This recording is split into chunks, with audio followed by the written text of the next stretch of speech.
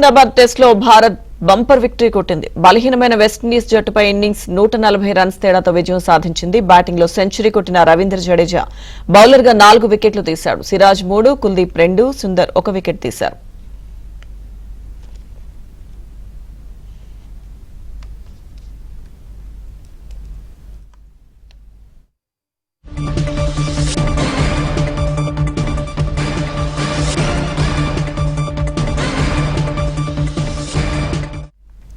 Match పై ప్రస్తుతం మనతో మాట్లాడడానికి స్పోర్ట్స్ అనలిస్ట్ చంద్రశేఖర్ గారు ఉన్నారు. సార్ నమస్తే. హలో చంద్రశేఖర్ గారు. నమస్తే. యా సార్, ఏంటి సార్ బంపర్ విక్టరీ కొట్టింది భారత్. సో ఈ మ్యాచ్ లో మీ మ్యాచ్ కి సంబంధించి మీ అనాలిసిస్ ఏంటి? ఓవరాల్ గా మన స్ట్రెంగ్త్ ఏంటి మ్యాచ్ లో? అంటే వెస్టిండీస్ తోటి సిరీస్ కన్ఫర్మ్ అయినప్పుడే రిజల్ట్ ఎలా ఉంటుంది అనేటువంటిది ఊహించినటువంటిదే. బట్ కొంచెం ఫైట్ చేస్తారేమో వాళ్ళు అనిపించింది, కానీ it is very difficult for them. అంటే యాక్చువల్ గా మీరు చూస్తే కనుక కెప్టెన్ ని మినహాయిస్తే అంత పెద్ద ఎక్స్పీరియన్స్ ఉన్నటువంటి ప్లేయర్లు కూడా లేరు దాంట్లో. అందులో 2 కెప్టెన్స్.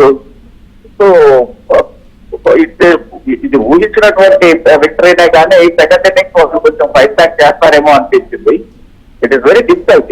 దీని మీద సిరాజ్ బౌలింగ్ ని ఫేస్ చేయడం అనేటువంటిది వెరీ డిఫికల్ట్. అండ్ ఎప్పుడైతే థర్డ్ డేకి వెళ్ళిందో జడేజా లాంటి వాళ్ళు automatically they will go through.